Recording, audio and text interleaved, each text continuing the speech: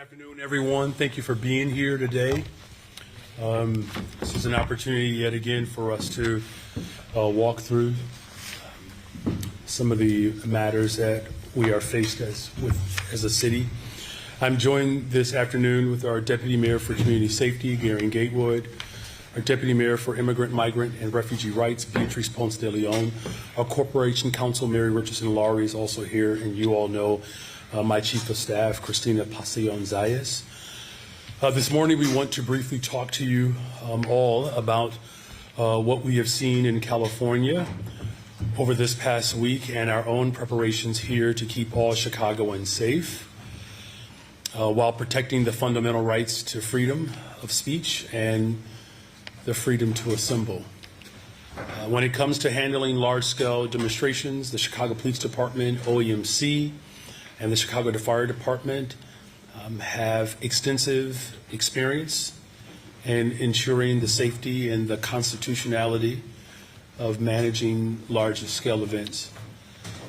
In the lead up to the DNC, there were a number of questions around whether or not our police department was ready for large-scale protests. What we ended up seeing was that thousands of people were able to safely exercise their First Amendment rights with minimal issues. There will always be, unfortunately, a small minority who will take advantage of a protest or a demonstration to cause chaos, but the vast majority of protesters remain peaceful and organized. Over the past 2 years, we have had experience in managing spontaneous protests as well as large demonstrations related to the war in Gaza in particular. Our goal in these cases remained the same. We want Chicagoans from all walks of life, young, old, able-bodied, and people with disabilities to be able to safely exercise their First Amendment rights. We also recognize that even in the midst of heightened political tension, the people of Chicago still need to get to work every single day. They still need us to drive down violence in our neighborhoods, which we still are. They still need ambulances as well as emergency services to be able to get through. So we have a responsibility to both protect the rights of protesters, but also to keep our city moving no matter the circumstances. When it comes to the power of nonviolent protests, I want to make an emphatic point here.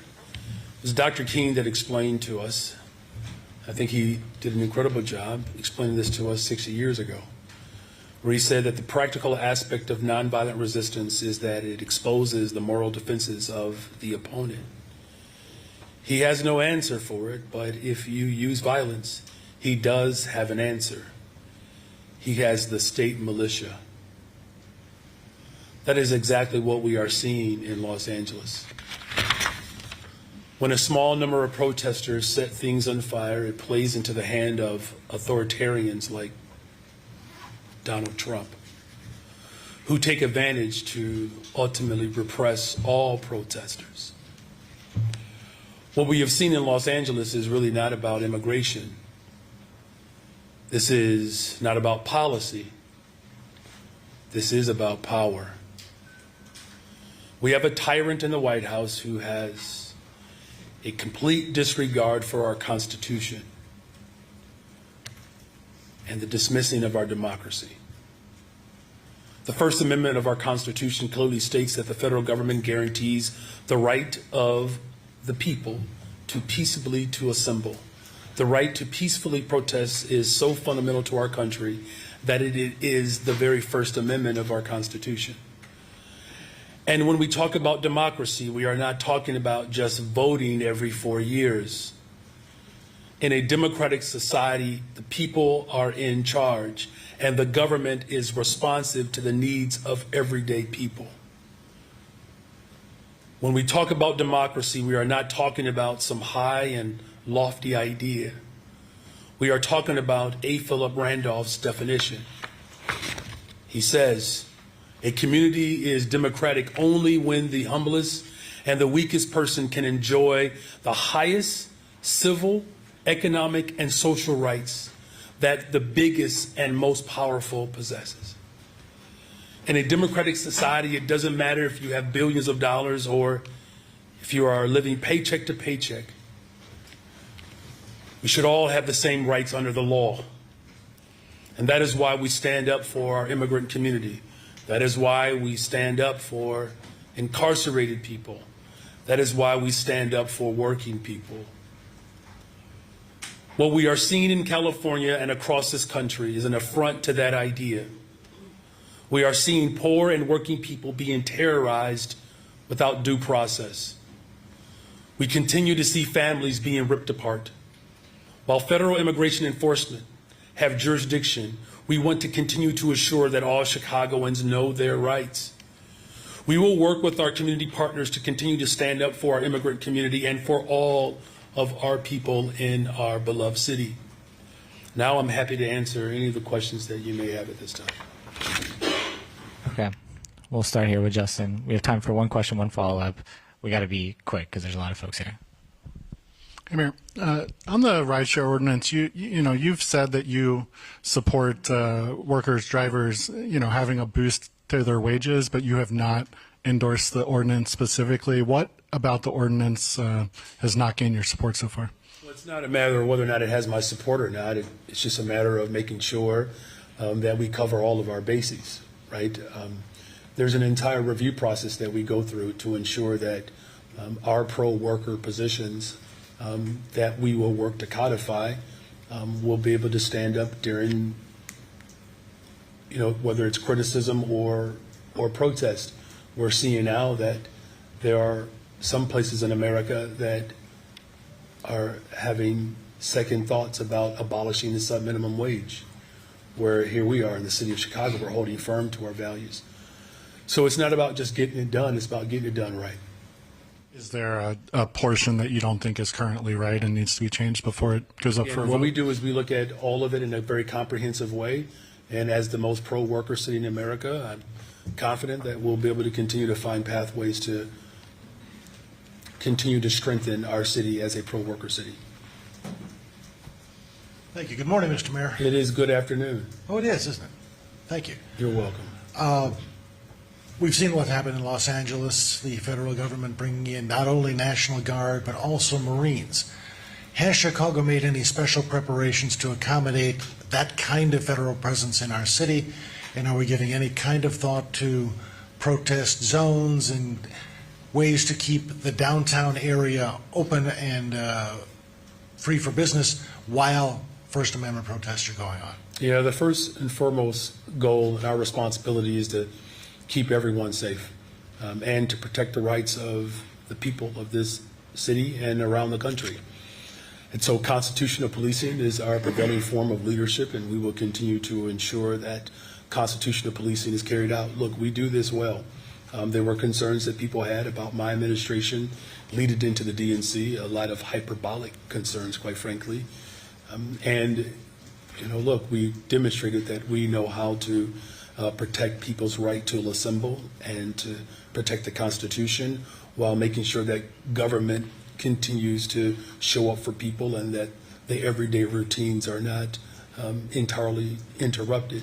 As far as what our preparation will look like moving forward, we do know that this president is determined to insert chaos. Our responsibility locally is to continue to provide calm and structure to this situation. It's a really terrible moment in our nation's history where families are being ripped apart, and we also have just an absolutely criminalized approach towards governance, and this president clearly continues to show how low he will stoop, in order to protect the interests of a handful of people. The fact of the matter is he's been president of the United States of America for less than 200 days, and he has been a miserable disappointment and a failure. Have you had any communication with federal authorities about the possibility of bringing out the National Guard here or seeing Marines in Chicago? I have complete confidence that between those who are protesting, who want to ensure that their message is brought to the federal government, that they'll be able to effectively do that.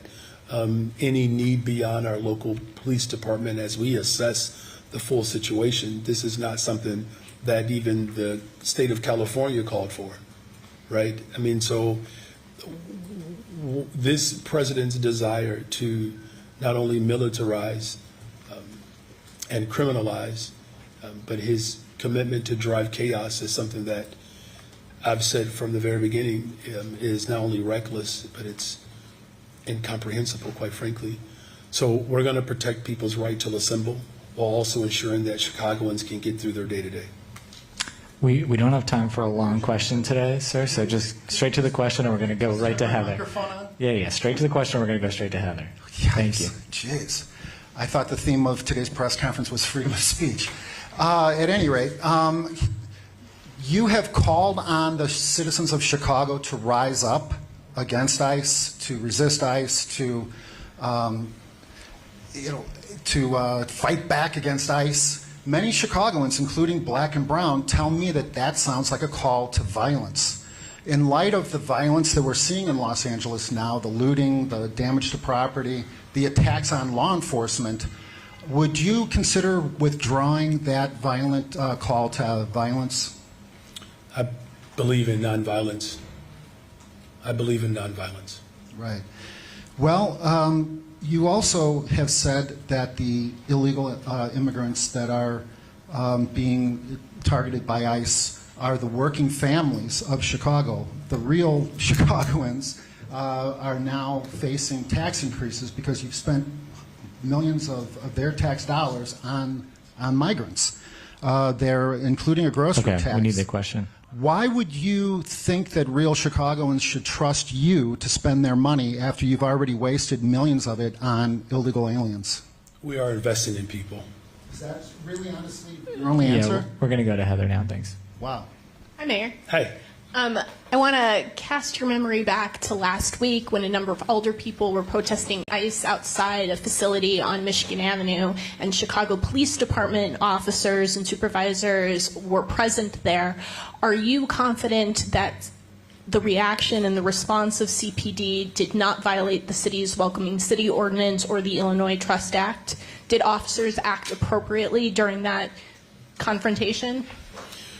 What we saw was we saw an unprecedented attack against the sensibility of our humanity, and under those circumstances, I am relieved that the number of people who were there to call attention to what ICE is doing or has done, that they were present. As far as the reaction of our police department, their responsibility was to ensure that if there was any element of that protest that could impact the safety of protesters and our residents, that they were there to ensure that safety was maximized. We are a welcoming city. The Illinois Trust Act is the law of the land. We will continue to uphold both of those policies. Of course, we're going to review and continue to review what went down last week, and there's an open meeting that's going to take place with a number of alders so that everyone is clear about the role that the local police department plays and how this particular unprecedented attack played out. Back to a little bit of normal city news. There's a measure that just advanced out of the city's License and Consumer Protection Committee that would allow older people to ban new short-term rentals from setting up in their wards. Do you favor that initiative, which could potentially significantly decrease the amount of short-term rentals in Chicago? You know, what I want is, I want to make sure that in everything that we do, that we continue to ensure that we're building a safe, affordable city. This particular measure, quite frankly, I'll have to look into a little bit deeper, but, I know that there are a number of alders who mean well and are trying to show up for their particular pocket of the city. My responsibility is to ensure that whatever measure is put forth, is that, the impact that will or could have on the entire city, that I keep that into full consideration. And in this instance, I would do the same. As we look towards Saturday, What's your name? Whitney Wild from CNN. From CNN? Yes. You just, when a new student shows up in the classroom, I'm going to notice, all right? I know. Welcome, CNN. I don't come as often as I wish I could. We'll change that. I'm working on it. I'm all here right. today. Thank you. It's my pleasure. So as we look towards Saturday, what do you anticipate the posture of the Chicago Police Department is going to be? There are large protests Saturday here and all across the country.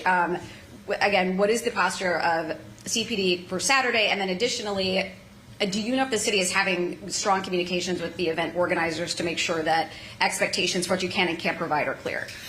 Thank you for that question, and thank you for being here. Our first responsibility is to ensure that we keep everyone safe. That is my number one responsibility. It's what I think about every day, all day. The work that we have done collectively continues to drive violence down in the city of Chicago, because that's something that is of a top priority of mine. And so our approach won't be that much different on Saturday in terms of what our ultimate responsibility is. And when we're talking about keeping people safe, the right to assemble peacefully is a constitutional right. So we have to protect that.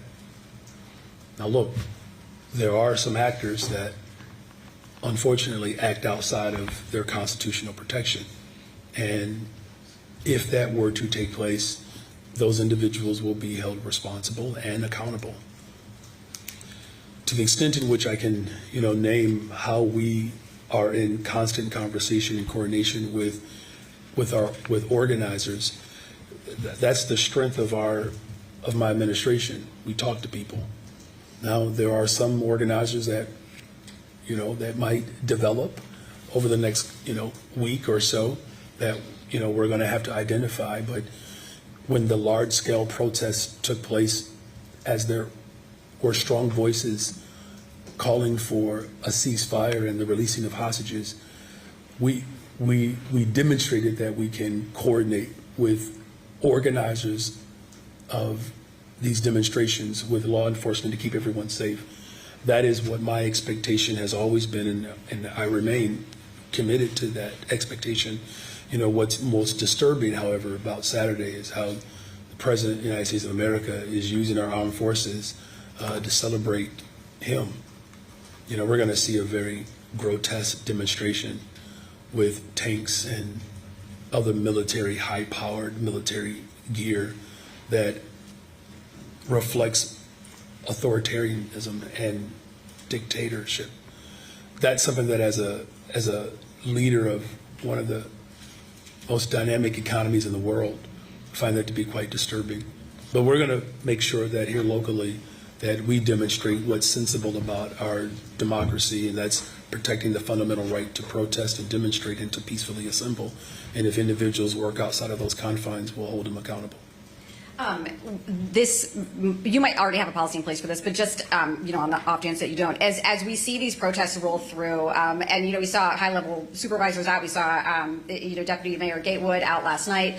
What kind of sort of spot checks are you going to do on the Chicago Police Department's response to make sure that what the goal is actually happening in practice? Mm-hmm. Well, thank you for acknowledging our Deputy Mayor's presence. My administration was out there. And he wasn't the only one, to ensure that those checkpoints are reflective of my vision as well as the reflection of our democracy. That will continue to happen, and there will be a constant review of our practices. We've reviewed, to your colleague's question, around what happened when ICE snuck into our city and set human traps. Excuse me. You got to be really sick and demented to do this to people. This president's reckless behavior. I didn't know you could look worse than George Wallace. our team will be present to ensure that we're holding to our values. And Deputy Mayor Gatewood and his team and our Chief of Staff, all of us are ensuring that the people of Chicago are supported and protected and their constitutional rights are intact. Thank you for that question. Good afternoon, Mayor. Good afternoon. Along those lines, and this may be a question for Deputy Mayor Ponce de Leon, what kind of contacts are there with the feds if are you hearing anything from ICE or federal enforcement about plans for the near future and what they may or may not be doing? Thank you for that question. Are they even giving you any contact? I'm going to turn it over to our Chief of Staff. Yeah, we've received word that the federal agents have been informed that they have 48 hours to stand by and be ready to deploy. There will be tactical teams, there will be mini tanks, there will be other tools that they use in which they plan to do raids, as we saw in Los Angeles. So that information, it's actually pretty public. It has been out there and in fact on official channels. So that's what we are aware of. We have been coordinating with the state. We have been also coordinating with the county, making sure that we have open lines of communication. And Deputy Mayor Gatewood has been doing some additional discussions, coordination, and communications internally. I spoke directly with the governor just an hour or so ago as he prepares for his testimony at the Oversight Committee. Spoke with Board President Tony Preckwinkle. It's going to take all of us to stand firm to ensure that our democracy is intact. And what are you hearing from people in the community? I mean, we've heard some reports earlier this week that it's going back to when people were afraid to come outside or go to work or take their kids to school. They're terrified. They are absolutely terrified. And look, I remember a few stand-ups ago when I talked about what terrorism looks like. This is it. There should be no question to what our country would look like had the Confederacy won. We're seeing it on full display. And there's no art form in this. This is literally just using the power of the federal apparatus to insert its will on whomever.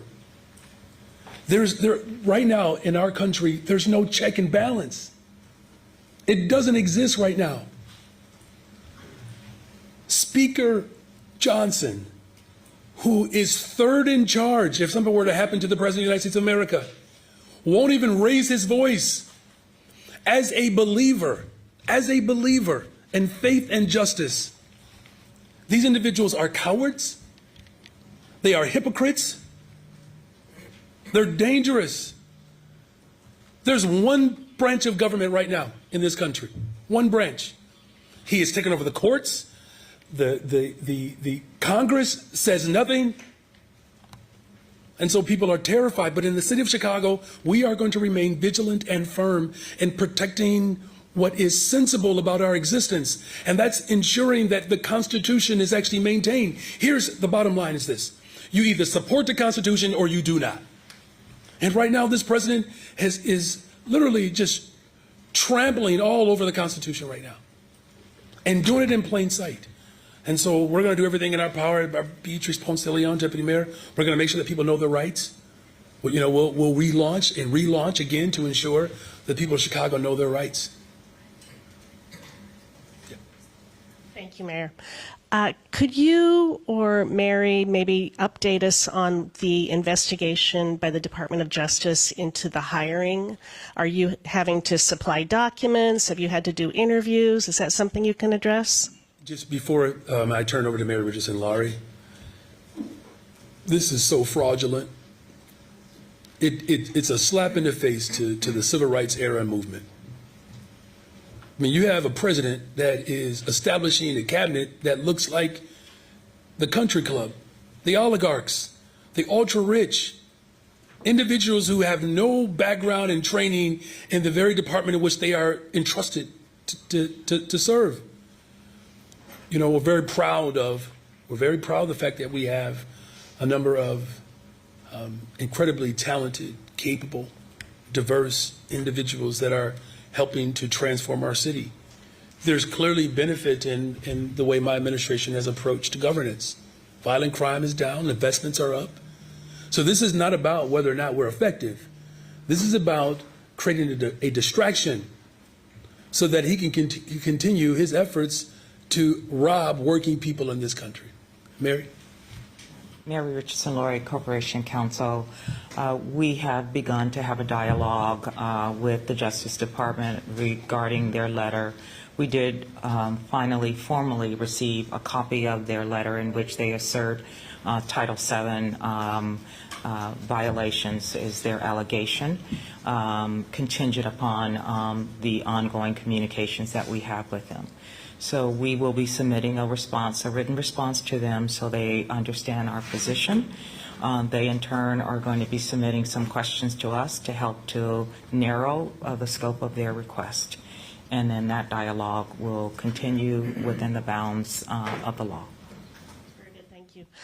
Mayor, can you step back from all of this a little bit and talk about being a mayor of a blue city and the challenge of that right now? Are you all on a text chain, wondering how you're going to communicate for the next 3 years and 7 months? What, so you can FOIA it?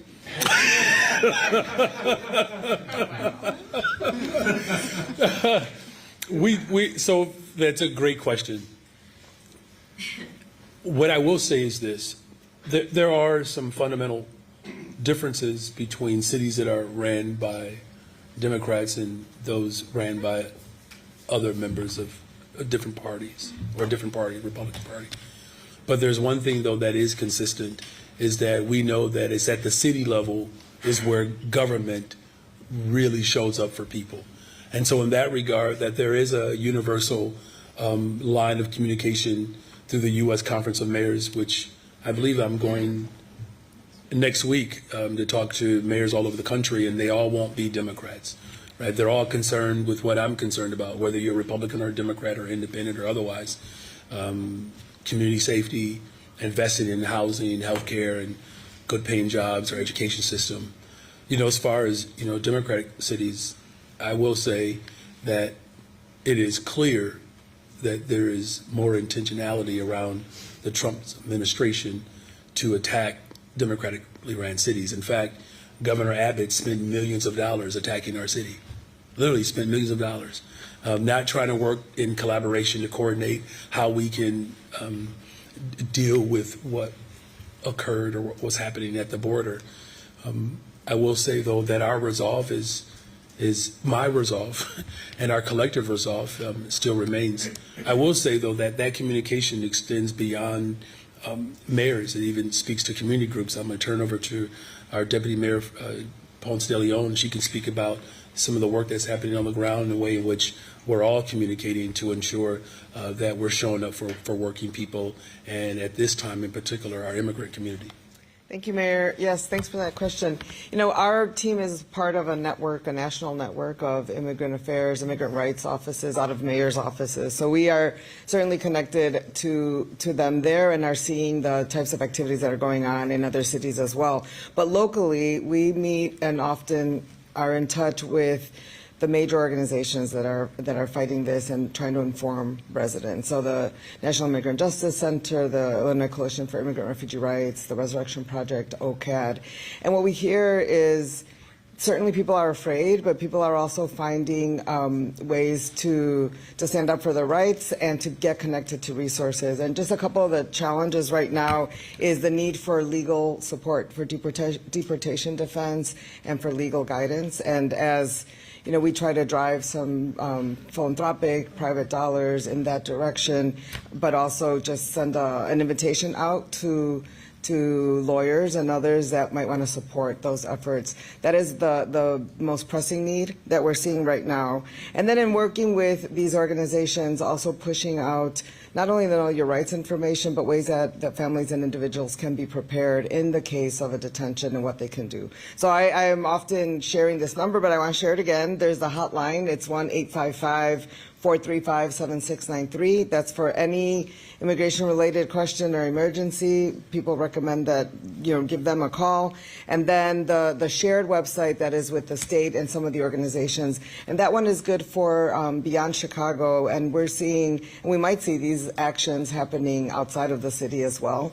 So that is IllinoisImmigrationInfo.org. But we are in regular communication with those organizations. Hi, Mayor. How are you? Good afternoon. Good afternoon. Got it right. What do we know about the ICE tactical units that are going to be sent to, you mentioned Chicago, we know LA already, Philly, other large cities that are going to be anchors for these protests on Saturday? Do we know when they're coming, what protesters should look out for or expect?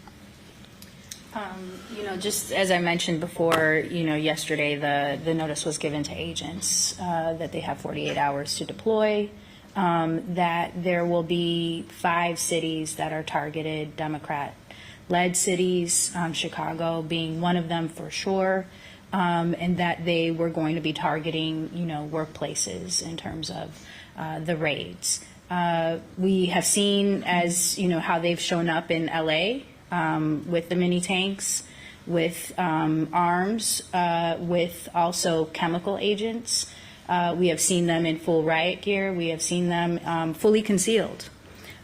We also witnessed last week there were deceptive practices where they text people who were expecting to go into a place to do the check-in with their immigration proceedings, and of course they were intercepted by ICE. So we can expect all of those types of tactics, inclusive of evading due process, deceptive tactics, and concealing identity, along with some of those more aggressive actions that we witnessed in LA. And then just thinking about what happened yesterday, our crew was on the ground when a car drove through the crowd. Is there any sort of plan to try to protect large groups from vehicles, especially when we don't really know the route? Understandably, it can be difficult. Well, we were grateful that, in the midst of this effort by the Trump administration to create chaos, that we were able to get through yesterday without mass arrests or life-altering harm. The coordination between the organizers and the Chicago Police Department is one that we're going to continue to work to strengthen, because to your point, there were a number of organizers that, though it was structured, there has to be better coordination, and that's something that we will work on.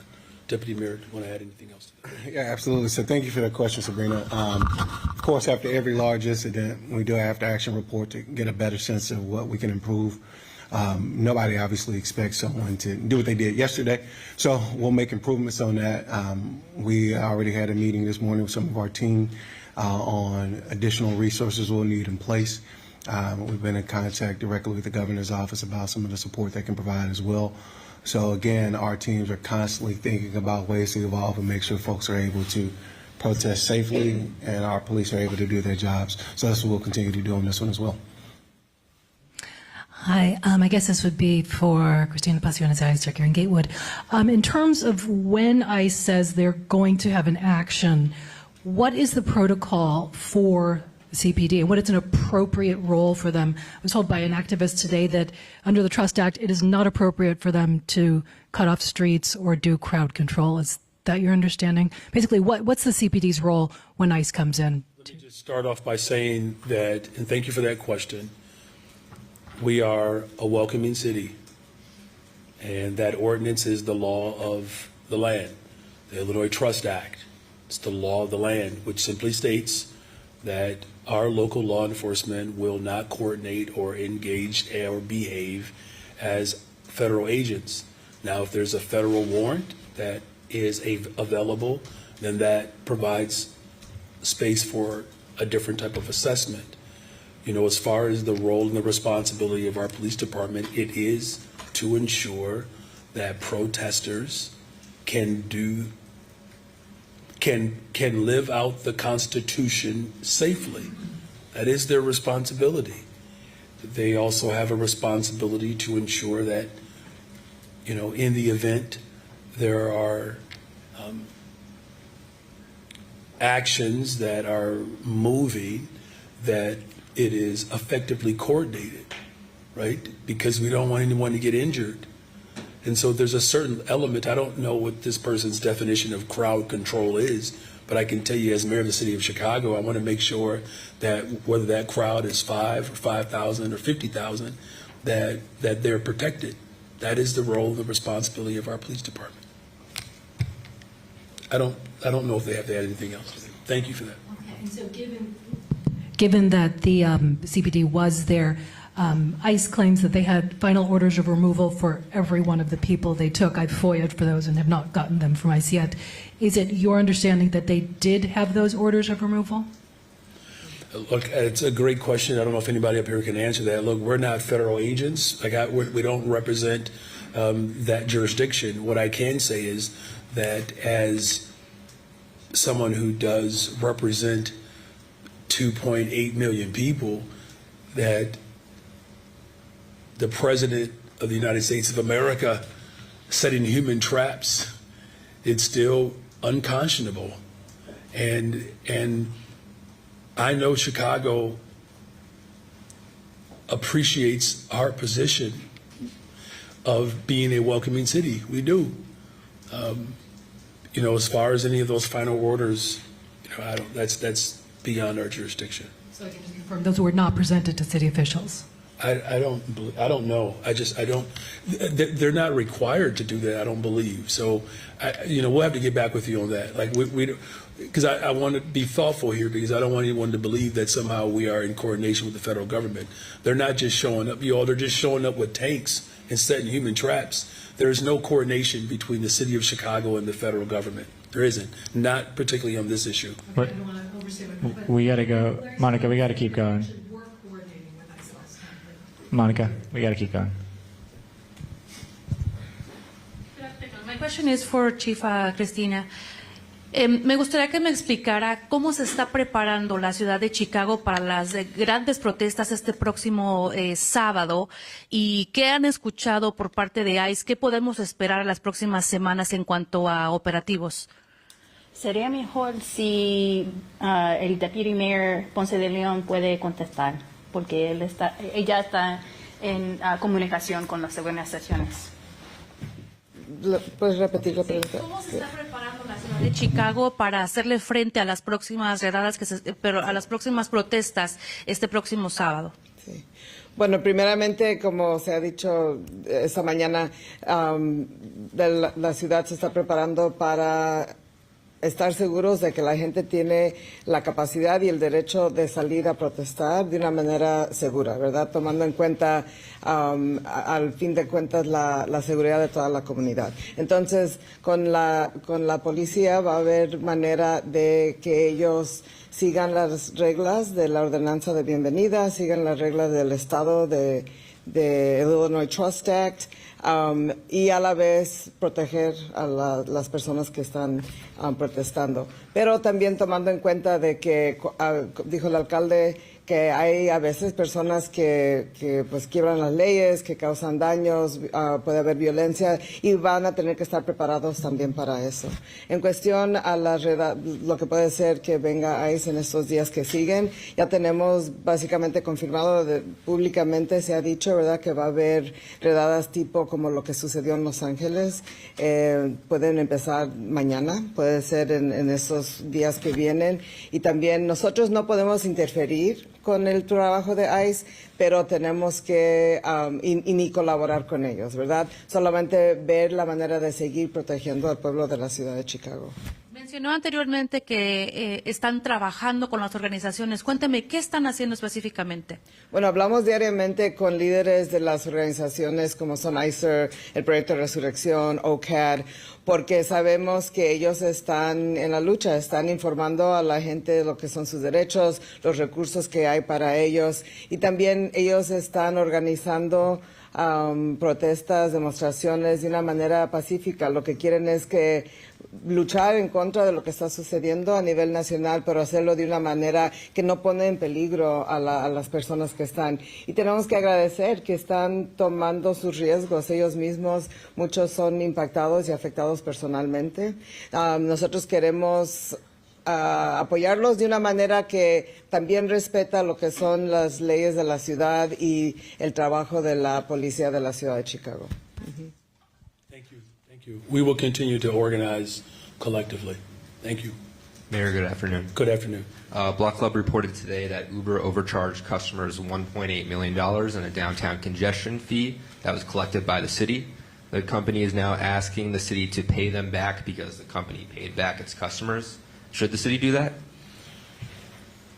We will be reviewing, Mary Richardson Laurie Corporation Counsel will be reviewing the allegations set forth by Uber and respond. You might be aware that we already have an active suit associated with Uber, so we will review those specifics and respond accordingly. Gotcha. And there's already a handful of city fees on Uber rides. I understand as a measure to close the fiscal cliff that did not pass would have been a new 10% tax on all Uber rides in Chicago. Ubers have gotten more expensive. Do you think these surcharges and city fees have gone too far, or could we place even more on these on Which on Uber? fiscal, what you're talking The about in transit Springfield, fiscal the transit, okay, yeah. I just want to make sure that we're clear. I believe that the state of Illinois, working in collaboration with the city and the county and really the entire state, of finding ways to ensure that public transportation is affordable, reliable, and safe. That is the collective responsibility and the role that I believe that we all have. You know, as far as any specific revenue proposal, again, I've stated it multiple ways and multiple times that we have an unfair structure in the state of Illinois where the ultra-rich that benefit from our city services have to take more responsibility, right? I mean, our region alone, economically, we drive this state, and 87% of the overall ridership or even economic prowess of our transportation system is right here in this region. Everybody benefits from Chicago. Everybody benefits. So there has to be a more collective responsibility in this moment to ensure that that benefit is still available and that the responsibility of that benefit is equitably distributed. Thank you, Mac. Thanks, Mac. We got to keep going. Sorry. Thanks for coming in. Good afternoon. Good afternoon, Mark. Given the Commander-in-Chief's voodoo sense of rule of law, how concerned are you that this whole thing is going to escalate to the point that he's going to declare a warlike emergency and therefore suspend habeas corpus, with the result being that the 14th Amendment and due process just go out the door, which is provided in the Alien Enemies Act? Well, it's clear that that's what he's doing. Those are his intentions, right? You know, what I find interesting, though, is that, you know, you asked about how worried or concerned. This is where this is so pharisaical, right? Because the same individuals that are worried that government is too big, you know, this president and his party, you know, are sending masked men with war weaponry, you know, into cities and creating checkpoints in cities and disappearing people without the due process, right? I mean, he's already doing that. This is no longer a threat. He's doing it, you know, and, you know, the same people who are supposedly concerned about government overreach and civil liberties, they're doing it. what our response has to be is to ensure that, we protect, people's basic fundamental rights. That's why I said before, Mark, you're either for the Constitution or you're against it. And, you have people who are lining up, the ultra rich, to extract more out of this economy, putting poor people and working people in desperate states and trying to create chaos to create division within community groups. And we're saying enough is enough in Chicago. Coming after vulnerable people, no matter who they are, is a threat to all of us. And so that's why we're going to continue to work to build a safe, affordable city, but also to ensure that we're protecting the rights of all of our residents. Thank you for that question. And given what's happening to Ross Baraka now, how inoculated are you from going the same way, whether you're personally there or not, to uphold sanctuary city status or doing it from your office? Yeah, it's a great question. And look, I don't believe this is about sanctuary city solely. It's not. I mean, I think that's a component of it. This is not just about sanctuary city. Again, this is about our fundamental right to be able to live peacefully in a nation that has yet realized its full potential. As far as my own, personal inoculation or how I show up in this moment, unafraid, unbossed, unbought, I'm Chicago. We stay ready. So don't be scared. Don't be scared. And you know what, Mark? You can clock that too. Good afternoon, Mayor. Last week we reported that ICE subpoenaed the clerk's office for the personal information of city key applicants, many of whom are immigrants. Mayor, what's your reaction overall to the federal government going after this info, and what should the future of city key be in light of this risk? Mary. Thank you for the question. We responded to that request for information, and we respectfully declined within the bounds of the law, given the privacy issues and specifically the exposure of groups like domestic violence victims, which would have been exposed had that information been provided, which would have been in contravention to their rights. We will continue to monitor activity, all administrative warrants, as we are doing now, and we put a process in place should we receive future administrative warrants from this administration. Mayor, can I also just get you to opine on just the overall tactic of the federal government going after this data? It's bad and it's wrong. Since you responded to ICE saying you won't comply, have you received communications from them? And is there any world, such as a threat of contempt of court charge, where the city would turn these documents over? The issuance of an administrative warrant is just that. Administratively, it's not a court-ordered process. Should they move towards a court setting, we will respond in kind. But we have provided a response to them on that specific issue. As we have in some other categories, we've produced documents that we do think we're obligated to produce. But with respect to City Key, we don't believe such an obligation exists. Hey, Mayor. Hey. Following up on Justin's question, what do you want to see passed in this rideshare worker ordinance? Specifically, do you support forcing Uber and Lyft to pay drivers as much as the ordinance is seeking? Well, look, the reason why we're bringing everyone to the table is so that we have a policy that works for industry and the workers. That's always my drive, whether it's paid time off, whether it's, $11 billion of new investments on the southeast side of Chicago, that those impacted by the policy see their values attached in whatever product we produce. So we're going to continue to work with industry and ensure that their voice is heard at the table. That's probably unique. I know that hasn't always been the practice of the fifth floor. I can tell you firsthand, when previous administrations made decisions about my existence, they didn't necessarily have voices like mine at the table. So I'm very sensitive to that. But we also have to make sure that we're doing everything that we can to ensure that people have a good wage so that they can continue to live in this beautiful city. Switching gears, the argument we've heard from protesters at the ICE office last week is that CPD helped ICE out because they assisted with traffic control. And if they weren't helping ICE keep the streets clear, then ICE would have had to dedicate more agents to do that themselves. Do you think that argument makes sense? It's the job of the local police department to keep people safe. That's their job. That's what I think about every single day.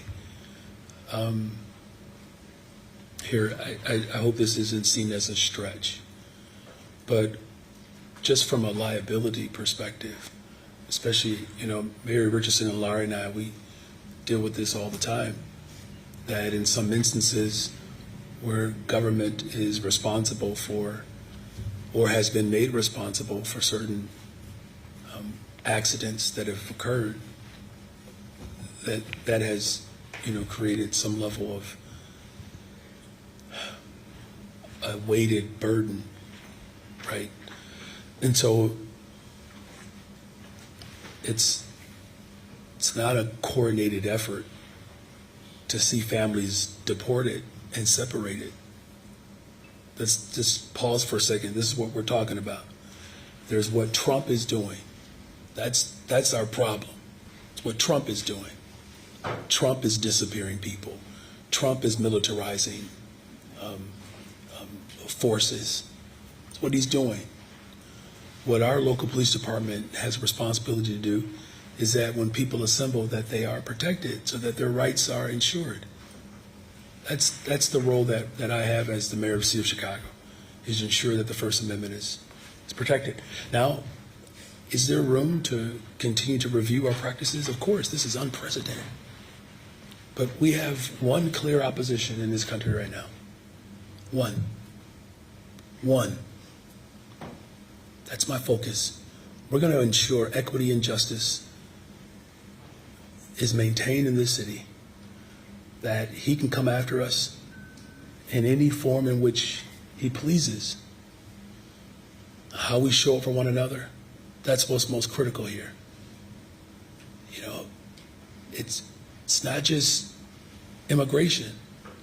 He's trying to erase black history from our collective story as Americans.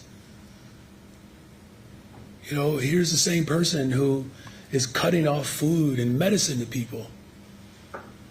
All I'm saying is, look what else he's doing. We have to be able to keep our eye on everything. He is deranged and unwell. It's important that we remain focused on who our opposition is. But we'll continue to review all of our practices to ensure that people of this city know that they are loved and protected and supported. Good afternoon, Mayor. Good afternoon. Am I it? I guess I'm it, right? Kind of follow up to Charlie's question about if Trump sends military here. I mean, is there anything you guys can do? Would you file legal action against the administration? I know the state of California has. I mean, what will you do if the military is sent here? Look, as I said earlier, I spoke with the governor directly. I spoke with Board President Bergwinkle. We're all, committed to ensuring that the city, the county, the state as a whole, that we maintain, the sensibilities of our democracy, right? The ability for us to freely express protest. That's fundamental to our democracy. As far as any particular action that the city or the state or the county, or what we would do particularly as a city,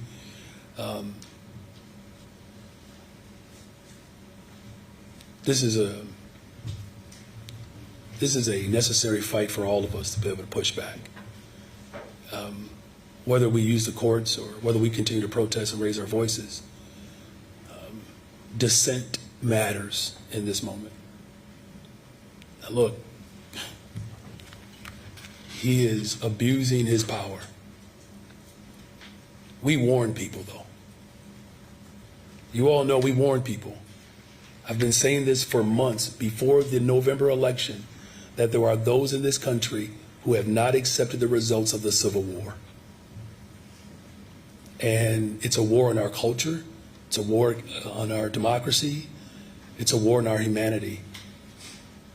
I am counting on all of Chicago to resist in this moment, because whatever particular vulnerable group is being targeted today, another group will be next. Now, look, I know that there is an effort to divide us in this moment, but none of us are immune from this disease. And so we'll do everything in our local power. We'll work with everyone to ensure that our city is the vibrant place, the diverse place that it has been. And shifting gears to CPS, as you know, the school board is meeting right now, and they're expected at the end to choose an interim CEO. If it is Magdalene King, who is part of your administration, do you think it's a good choice, given the fact that she has some issues on her personnel record? And if she is the choice with those issues on her personnel record, what kind of message do you think that sends to the CPS community? Well, right now, the message that's being sent to the CPS community is that, you know, unfortunately, we have an outgoing person who just refused to manage.